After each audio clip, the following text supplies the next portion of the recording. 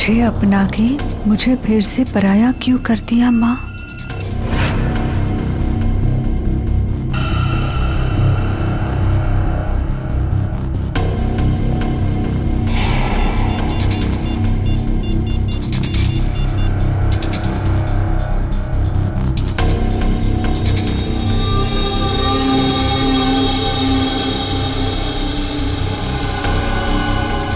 क्या आपने मुझसे कभी प्यार नहीं किया माँ?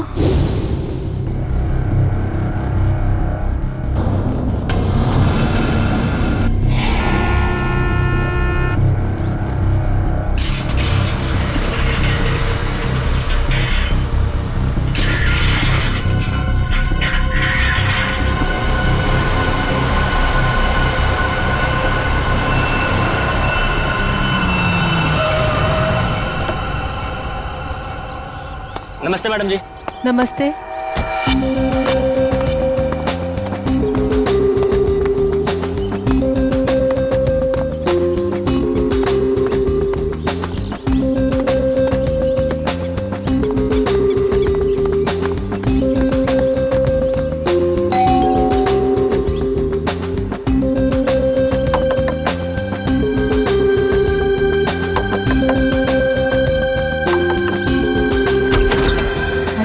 दरवाजा कैसे खुला है? विनीता, विनीता, विनीता, कहाँ हो तुम? सो रही हो क्या? विनीता। अंकल, आंटी, कोई आवाज क्यों नहीं दे रहा है?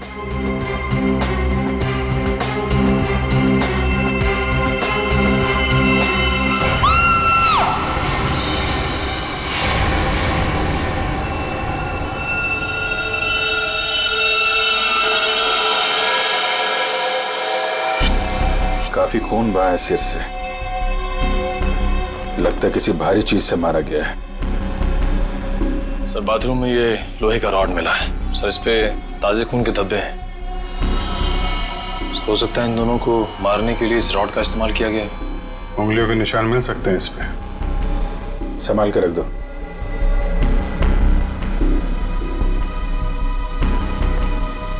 वैशाली जी, आपने सबसे पहले देखा लाशों को? मैंने और मेरी फ्रेंड विनीता ने टेनिस खेलने का प्लान बनाया था। जब मैं यहाँ आई तो विनीता मुझे नहीं मिली और अंकल आंटी की लाश। लाश के आसपास किसी को देखा था? यहाँ पे कोई नहीं था। और बाहर का दरवाजा खुला हुआ था? जी, पर मुझे विनीता की फिक्र हो रही है क्योंकि उसका फोन सुबह से बंद आ रहा है। विनीता का कोई फोटो है आपके पास? फोटो तो ये रही। वंश सर, ये फोटो सब चेक ना किया और पुलिस स्टेशन में भेजो, इसकी जान को खतरा हो सकता है। सर। और आप हैं यहाँ के वॉचमैन। वॉचमैन का मतलब समझते हो? घर का रखवाला। ये रखवाली की तुमने अपने मालिक और मालकिन की? कैसे कहूँ साहब, अब तो ये बोझ पूरी जिंदगी मेरी आत्मा पर रहने वाला। तुम्हारे रहते हुए खूनी अंदर आया तो आया कैसे? ये बात तो मेरे लिए भी पहेली बनी हुई है। ऐसी पहेली सुलझाना सीआईडी को अच्छी तरीके से आता है। प्लीज साहब, मेरे बाबूजी से इस तरह बात मत कीजिए, ये दिल के मरीज है और अगर इन्हें कुछ हो गया तो मेरा क्या होगा? चुप कर, माफ करना साहब, मेरा बेटा है, मुझसे बहुत प्यार करता है। चल जा, बाहर जाके बैठ। कल रात विनीता घर पे थी? हाँ साहब, वो घर पे ही थी, मगर रात को देर से आई थी। 2 बजे घर पे आई थी वो। और वैशाली जी, आप कितने बजे आई? सुबह 8 बजे। मतलब विनीता यहाँ से रात 2 बजे से सुबह 8 बजे के बीच में गई है? नहीं गई साहब। नहीं गई है तो घर पे कहाँ है? तुम ड्यूटी पे कितने बजे सो रहे थे ये बताओ? नहीं साहब, हम बिल्कुल नहीं सोए। सोने की बात तो दूर, हमने सेकंड की झपकी भी नहीं ली। तो क्या वो खूनी आसमान से उड़ के इस घर में आया? हाँ? वैशाली, एक बात बताओ, विनीता के परिवार वालों की किसी से कोई दुश्मनी थी? मुझे इस बारे में कुछ नहीं पता। अच्छा, विनीता के बारे में आप हमें और क्या बता सकती हैं? विनीता मुझसे अपने सारे सुख दुख बांटती थी, बस उसे अपने अनाथ होने की हीन भावना महसूस होती रहती थी। एक मिनट, आपने कहा कि विनीता अनाथ है? अंकल आंटी ने उसे गोद ले रखा था। अच्छा, विनीता का सुरेश जी और उनकी पत्नी के साथ कैसा संबंध था? बहुत अच्छा था, जैसे कि उसके सगे माँ बाप हो। पर विनीता से वो एक ही बात से नाराज होते थे। कौन सी बात? रोहन। ये रोहन कौन है? वो सुरेश अंकल के दोस्त धनराज जी का बेटा था। उससे विनीता बहुत प्यार करती थी, पर इन्हें ये रिश्ता जरा भी मंजूर नहीं था। रोहन ठीक आदमी नहीं था क्या? एक नंबर का शराबी। उसकी शराब पीने की लत की वजह से उसके माँ बाप ने उसे जायदाद से बेदखल कर दिया था। शराब पीने के बाद उसे कुछ भी होश नहीं रहता। एक बार तो उसने मेरे सामने इतना बड़ा ड्रामा क्रिएट किया था। विनीता दरवाजा खोलो, खोलो दरवाजा। मैंने कहा दरवाजा खोलो वरना मैं दरवाजा तोड़ दूंगा। रोहन, मैं तुमसे अभी कोई बात नहीं कर सकती, प्लीज चले जाओ यहाँ से।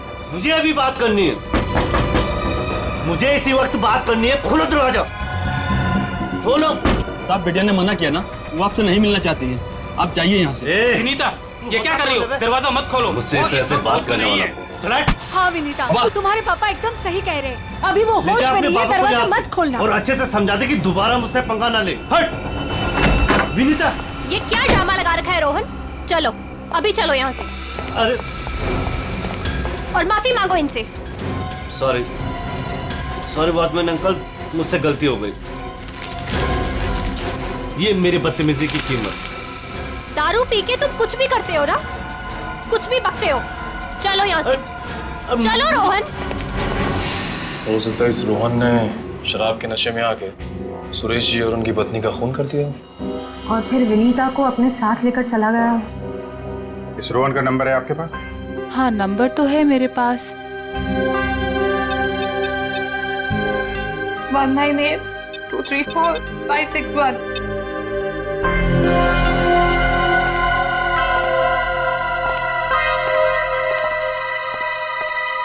रोहन का फोन भी बंद आ रहा है।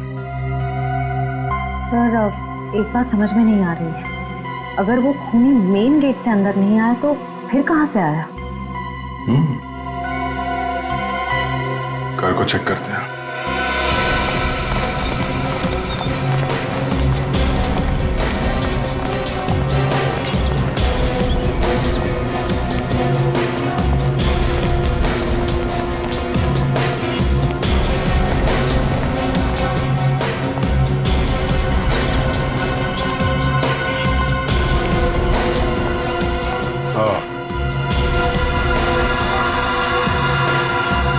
ये देखा?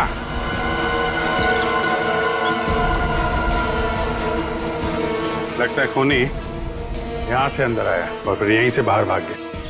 सर,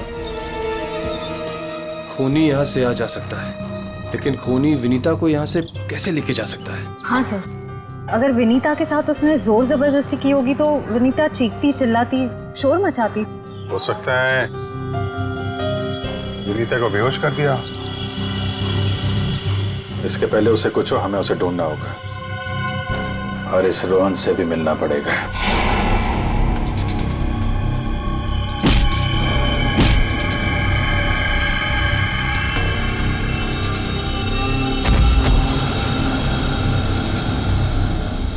सर, अभिजीत सर ने रोहन का यही का पता बताया।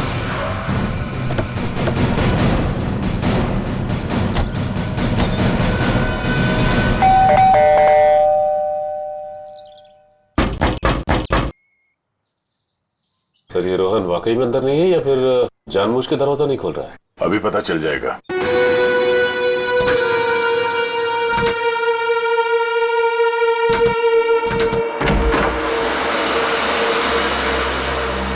हो सकता है उसने विनीता को यहीं कहीं छुपा के रखा हो। घर में सामान भी ज्यादा नहीं है, पूरा घर खाली दिखाई दे रहा है।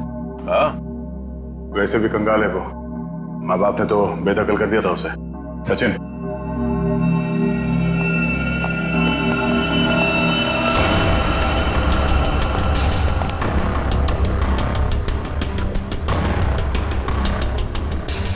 सर, यहाँ तो कोई भी नहीं है, ना ही विनीता और ना ही रोहन। हो सकता है उसने अपना ठिकाना बदल दिया। काम करो, घर की तलाशी लो, कोई ना कोई सुराग जरूर मिलेगा।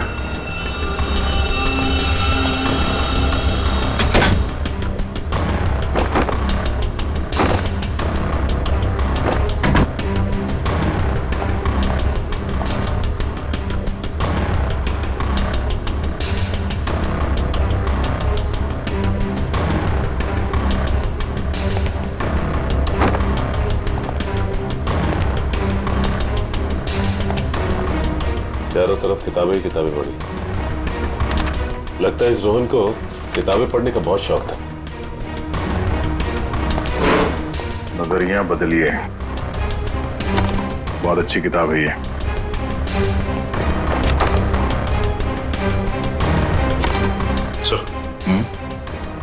ये देखिए, इस डस्टबिन में ये दस्ताने पड़े थे। लगता है किसी ने अभी भी जलाया। मतलब इन दस्तानों का इस केस से कुछ लेना देना है।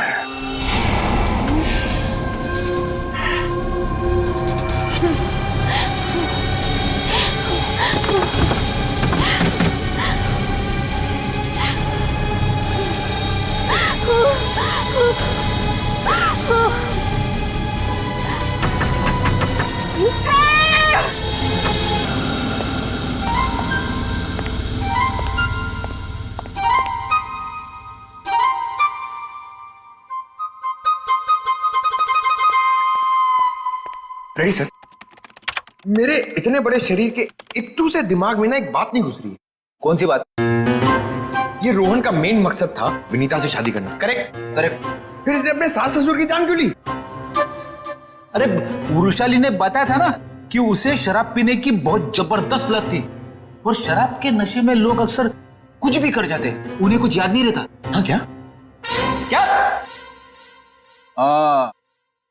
शराब के नशे में इतनी ऊंची दीवार कोई कैसे चढ़ सकता है, भले रस्सी के सहारे क्यों नहीं? और फिर विनीता, वो तो शराब नहीं पीती, वो क्यों गई रोहन के साथ? सर वैसे भी विनीता तो उनकी सगी बेटी थोड़ी थी। जो कुछ भी हो, जो कुछ भी हो, लेकिन वो अपने माता पिता से बहुत प्यार करती थी। नहीं नहीं नहीं, कुछ और ही चक्कर है। लगता है इन दोनों को मारने का ही प्लान था। सर हाँ, लगता है ये काम किसी लुटेरे का होगा। फ्रेडी लुटेरा नहीं हो सकता। कोई लूटने के लिए आता तो घर का सारा सामान वैसे के वैसे कैसे रहता? नहीं नहीं, ये मुजरिम जो भी है ना, उसका एक ही मकसद था, इन दोनों को खत्म करने का। सर, हाँ, एक बहुत ही हैरान कर देने वाली बात पता चली है। क्या? सर विनीता ने 1 हफ्ते पहले फायर ब्रिगेड में फोन किया था, और ये रही उस फोन कॉल की audio clip. Hello fire brigade, मेरे घर में आग लगी है, प्लीज जल्दी किसी को भेज दीजिए। मेरा एड्रेस है 603 हर्ष विहार शांति नगर। लेकिन सर जब फायर ब्रिगेड वाले उनके घर पहुंचे तो विनीता की मम्मी माला जी ने उन्हें ये कहकर वापस भेज दिया कि वहां कोई आग वाग नहीं लगी है। हाँ, उसके घर में तो कोई आग लगने का निशान भी नहीं मिला। अरे झूठ क्यों कहा उसने? यही बात तो समझ में नहीं आ रही। फायर ब्रिगेड वाले ने खुद देखा था स्टोर रूम से धुआं निकलते हुए। उसने अंदर जाना भी चाहा, लेकिन माला जी ने उसे रोक दिया। माला जी ने फायर ब्रिगेड वाले को अंदर जाने से रोक दिया? क्यों? कुछ और ही चक्कर है।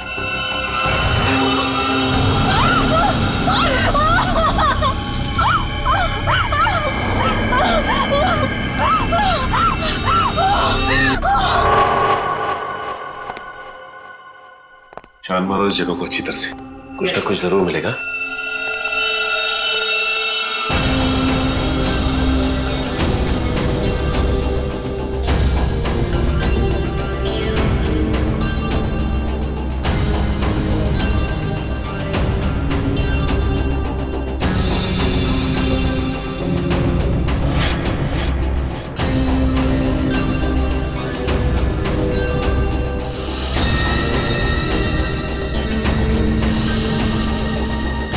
ये क्या हुआ सर? सीलिंग पे पेंटिंग बनाया। बड़ी अजीब बात है। देखते।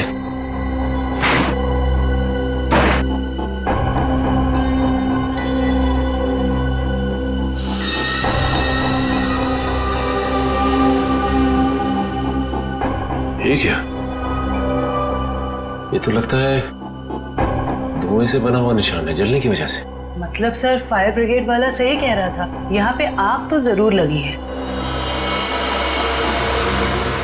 सर इस पेंटिंग से जली हुई सीलिंग को अच्छी तरह छुपाने की कोशिश की है। लेकिन सवाल ये उठता है कि सुरेश की पत्नी ने झूठ क्यों बोला फायर ब्रिगेड से? आखिर यहाँ पे ऐसी कौन सी आग लगी थी? सीलिंग का सिर्फ यही वाला हिस्सा जला।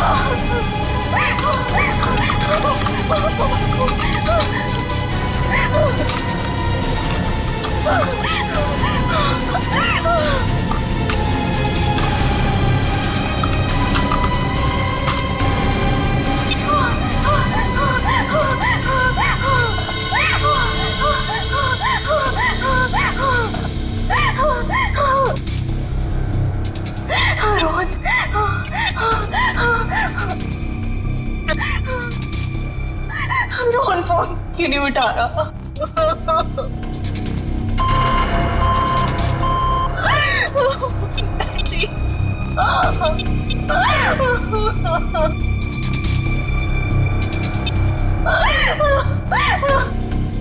वैशाली पे फोन नहीं उठा रही।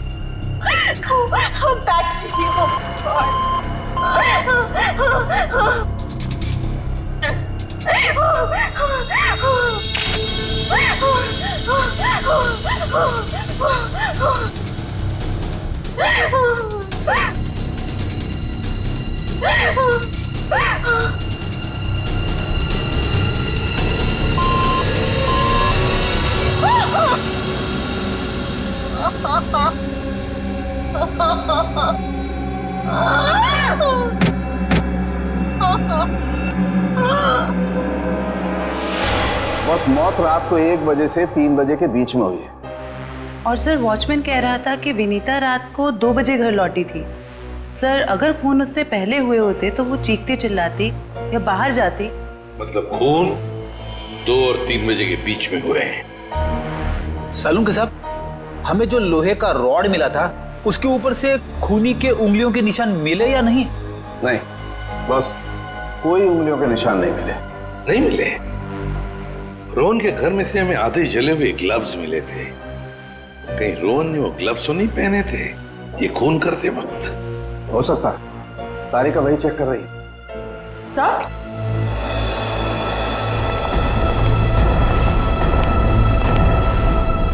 सर ये खास किस्म का सॉल्यूशन है, इकोडेल्पाइट नाम। अगर मैं इस सॉल्यूशन को इन दस्तानों पर डालूं तो इन दस्तानों पर जो कुछ भी लगा हुआ होगा वो अलग हो जाएगा। अरे वाह, फॉरेंसिक टेक्नोलॉजी कहां से कहां पहुंच गई है।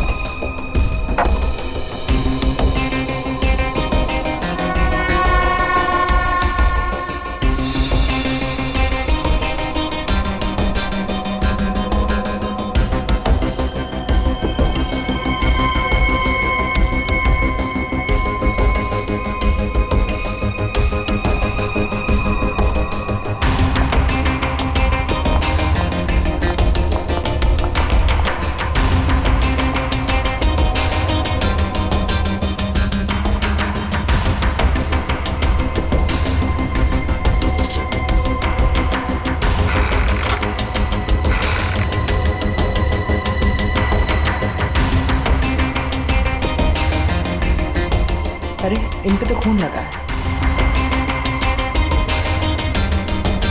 देखते हैं किसका है।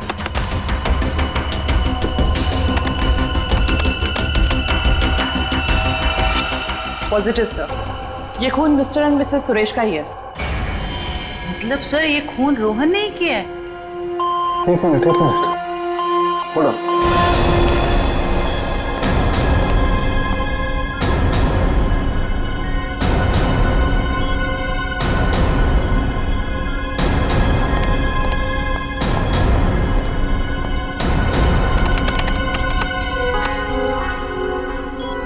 बस वो देखो, दस्तानों पर ये जो दिखाई दे रहे हैं ये रस्सी के रेशे। सर सर कहीं ये वही रस्सी तो नहीं जो हमें विनीता के घर के बाहर मिली थी?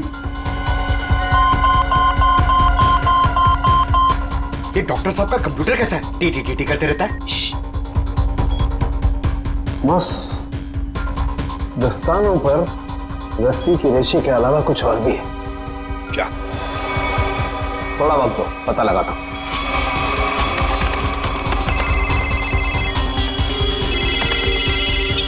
हाँ श्रेया, ठीक है। क्या? सर विनीता का फोन थोड़ी देर के लिए ऑन हुआ था, उसके घर के बिल्कुल करीब। और सर उसने सोशल नेटवर्किंग साइट पे अपने दोस्त को एक SOS मैसेज भी भेजा है। श्रेया मुझे लिंक अभी भेज रही है सर।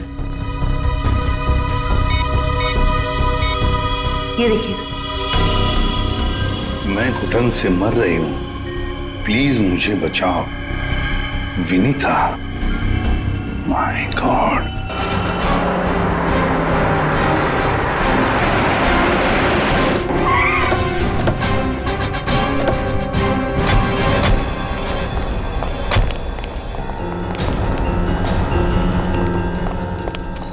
फिर मोबाइल कंपनी ने बताया कि विनीता का फोन आखिरी बार यही ऑन हुआ था। इस घने जंगल में नेटवर्क मिला, यही बड़ी बात है। जरा देखो आसपास।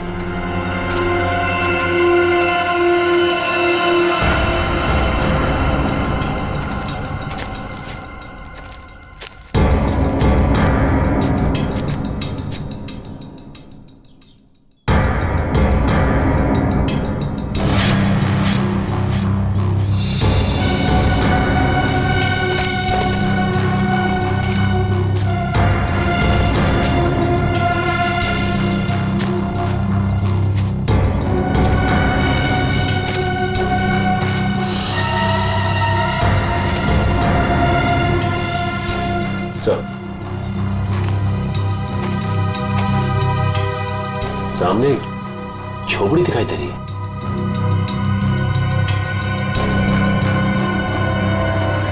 दिव्या, वंश,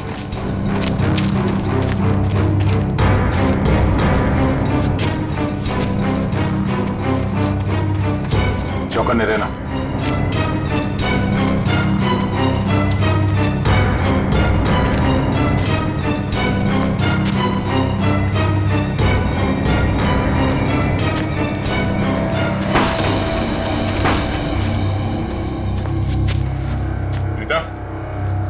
बेटा, तो तलाशी लो।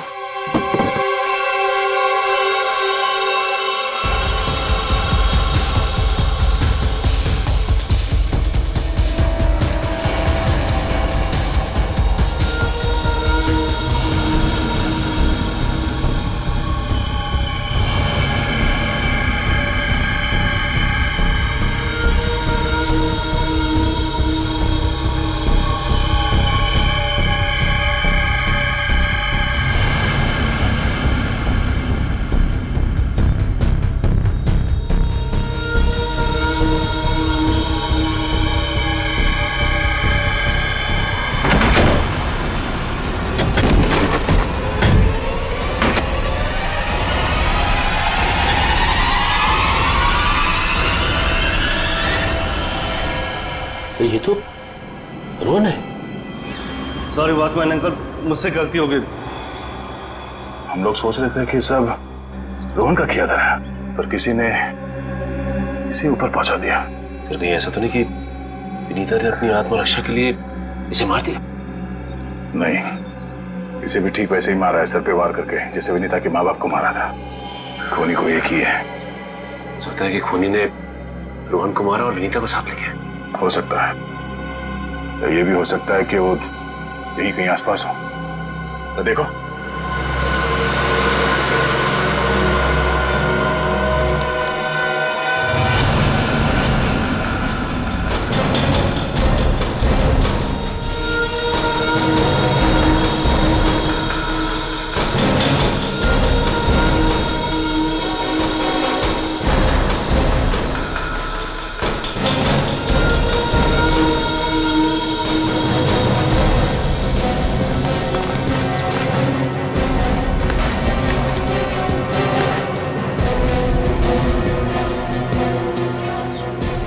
सर आसपास भी कुछ नहीं मिला। मुझसे कुछ नहीं हुआ। ये देखिए, फावड़ा और कुदाल।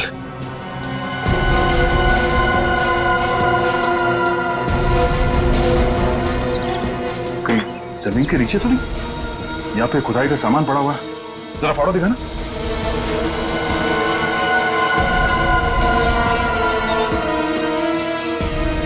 इस फावड़े पे गीली मिट्टी लगी हुई, और ये पत्ता। तो विनीता को यहाँ जमीन के नीचे रखा गया है, जंगल के किसी ऐसे हिस्से में जहाँ पे ये पत्ते मिलते हो। ढूंढो, तो देखो आसपास।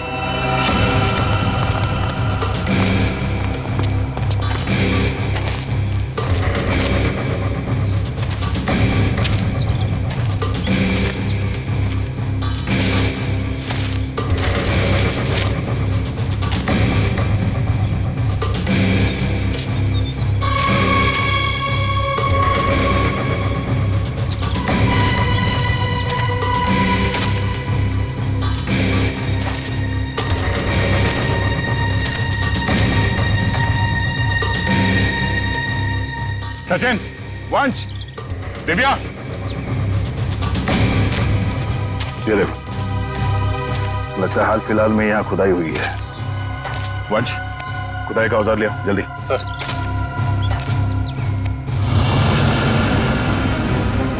गुड, यहाँ पे खोदना शुरू करो।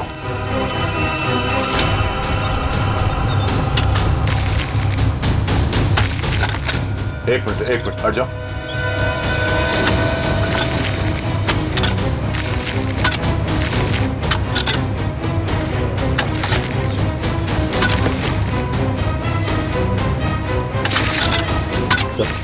हाँ? कुछ है। एक मिनट, खोदना बंद करो, हाथ से निकालो।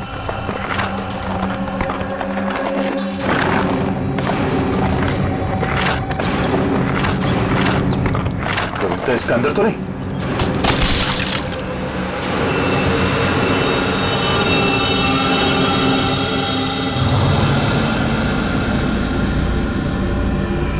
विनीता! ओह नो, सांसें धीमी चल रही है, इसे अस्पताल ले जाना होगा। निकालो उसको बाहर जल्दी। हाथ दो, निकालो बाहर निकालो, पैर पकड़ो उसके। चलो।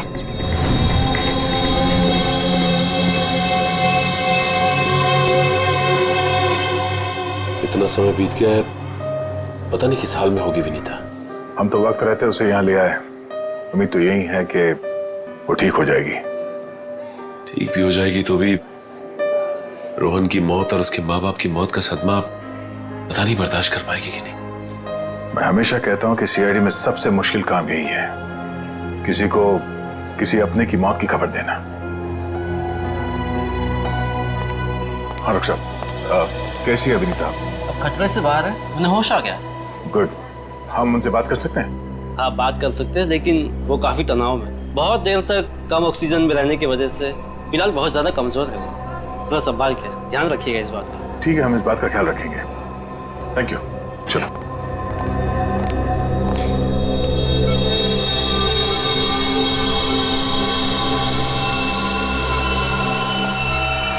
अरे नहीं नहीं नहीं, लेटे रहो, आराम करो। Thank you sir. डॉक्टर ने बताया कि आप लोगों ने मेरी जान बचाई। अरे हम तो बस एक जरिया थे, जान बचाने वाला तो वो है। ये ऊपर वाले की भी मुझे समझ नहीं आती। जब उसने मेरी जान बचाई तो मेरे मम्मी पापा की जान भी बचा लेते। तो तुम्हें अपने माता पिता के मर्डर के बारे में पता है? हाँ जी सर, जिस वक्त ये सब हुआ मैं नीचे हॉल में रोहन से फोन पे बात कर रही थी, तभी मैंने कुछ आवाजें सुनी। फिर क्या हुआ? और जैसे ही मैं दौड़ के ऊपर गई तो किसी ने मुझे क्लोरोफॉर्म सुंघा दिया, लेकिन मैं पूरी तरह से बेहोश नहीं हुई थी। और किसी ने मेरी आंखों के सामने मेरे मम्मी पापा का खून कर दिया।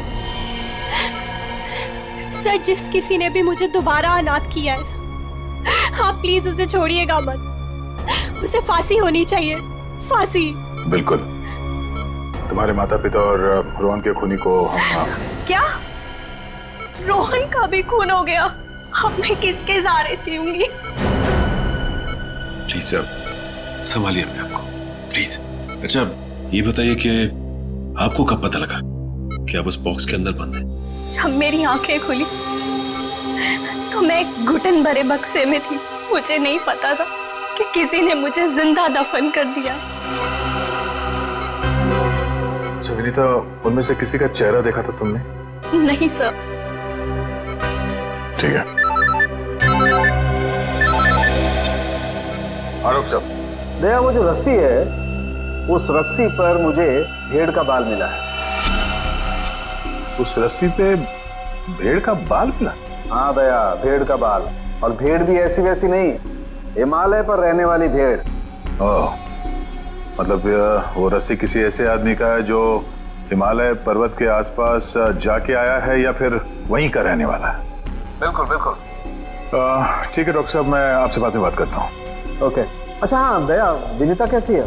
ठीक है, होश आ गया उसे। गुड गुड, चलो ठीक है फिर, बाय। Okay sir.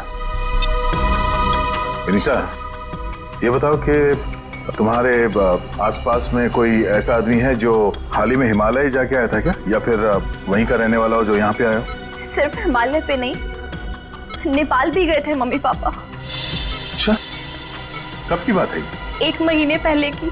वो खुद से वहां गए थे या ये ट्रैवल एजेंट के जरिए टूर पैकेज में? टूर बुक करवाया था सर।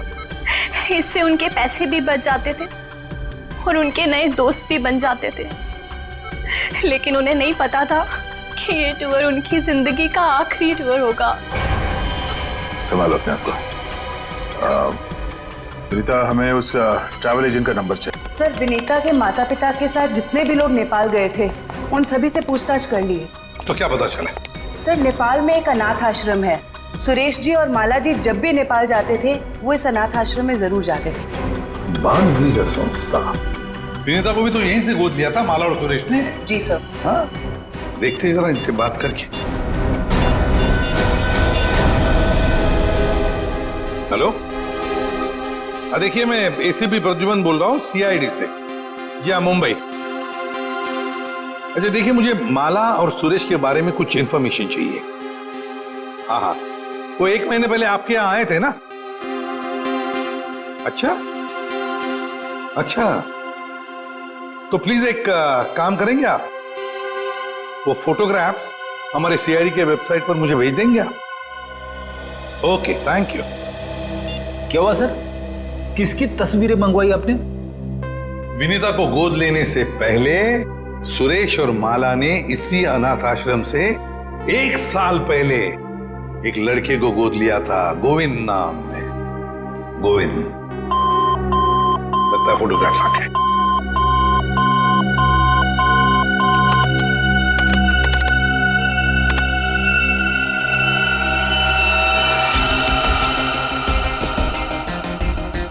पांच साल की उम्र थी, साल 1999।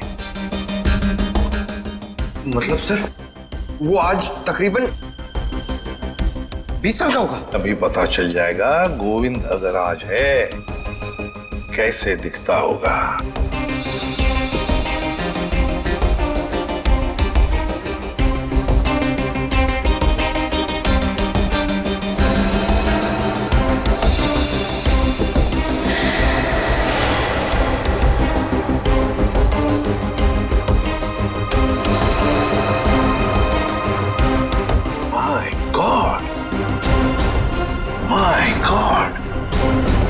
ये गोविंद है।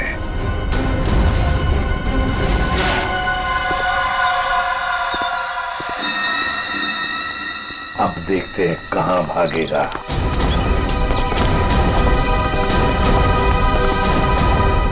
ये क्या सर, हमें देख के अंदर भाग गया है? जब गीदड़ की मौत आती है तो वो शहर की तरफ भागता है, मगर ये तो अंदर भाग गया।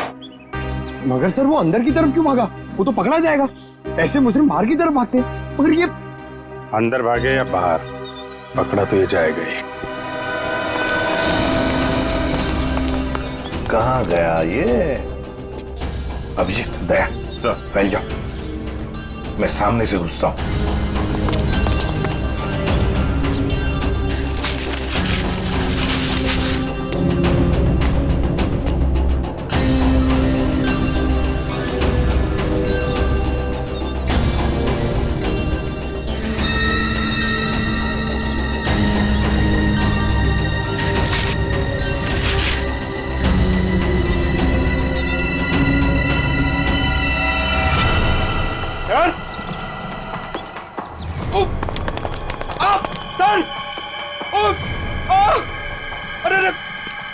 क्या हुआ? सर खुजली हो रही है सर।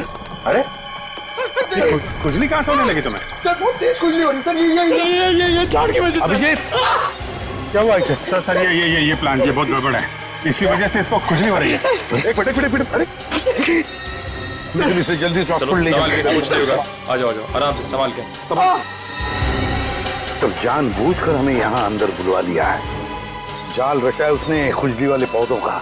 संभल के रहना, यहीं कहीं छुपाई है।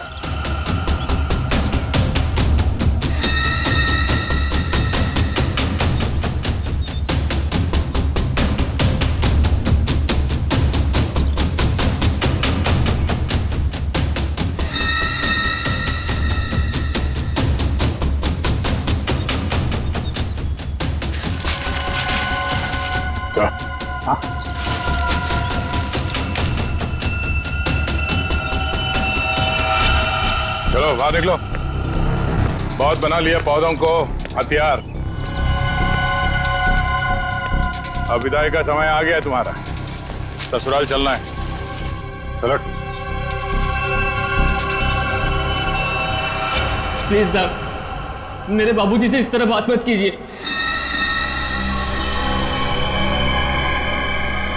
बहुत गड्ढे खोद लिए दूसरों के लिए, गिर गए ना उसी में।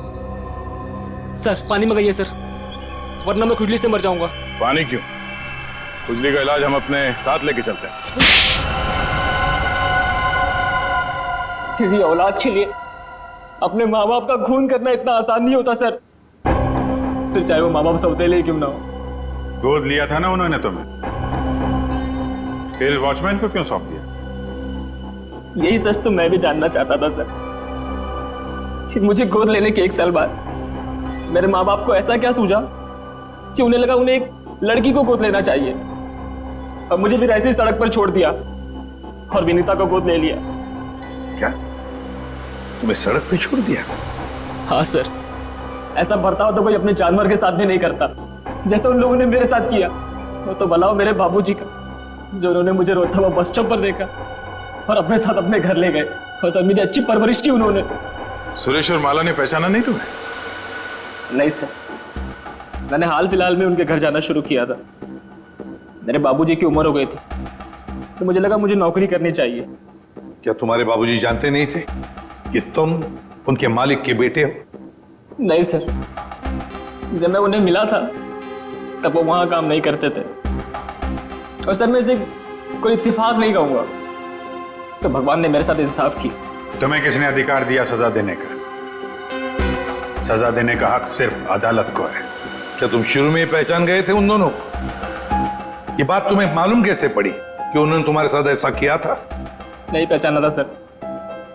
एक दिन मैं बगीचे में काम कर रहा था, तो माला मेम साहब ने मुझे घर के अंदर बुलाया था किसी काम से। विनोद! जी मेम साहब। जरा ऊपर आना, तो काम है। अभी आया। जी मेम साहब। विनोद देखो, ये पुरानी अलमारी है, इसे ठीक से स्टोर रूम में रख देना। हाँ जी मेम साहब। हाँ।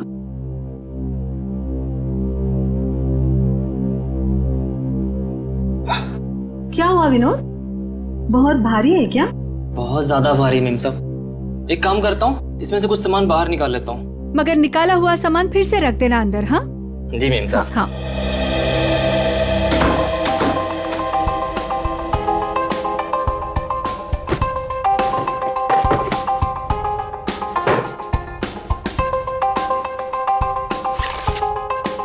कितनी प्यारी प्यारी ड्राइंग्स हैं।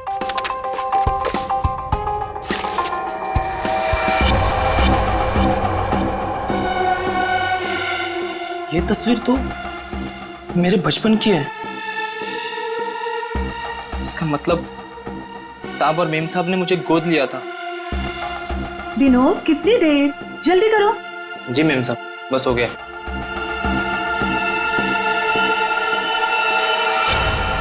और फिर तुम नेपाल गए सच्चाई का पता लगाने? हाँ सर, और जब मुझे सच का पता चल गया तो मैंने पूरे परिवार के नाक में दम करना शुरू कर दिया।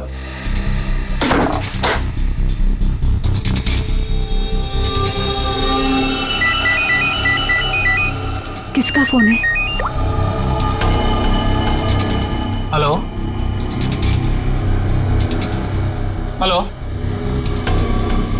अरे जवाब क्यों नहीं दे रहे हो? हेलो, कौन है? ऐसा क्यों किया? कौन बोल रहा है? आपका बेटा। बेटा? क्या? बताइए, ऐसा क्यों किया? मुझे अपना बनाकर फिर से अनाथ क्यों कर दिया? देखो, ऐसी बातें फोन पर नहीं होती हैं। आमने सामने मिलो, फिर बैठ के बात करते हैं। बताइए कहाँ मिलना है? मेरे घर। ठीक है, पहुंच गया।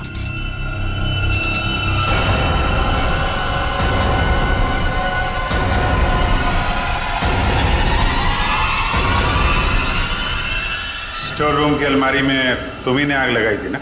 हाँ सर, पर माला जी नहीं चाहती थी कि उनकी सच्चाई दुनिया को मालूम पड़े और समाज में उनकी बेइज्जती हो, इसीलिए फायर ब्रिगेड को भी उन्होंने वापस भिजवा दिया।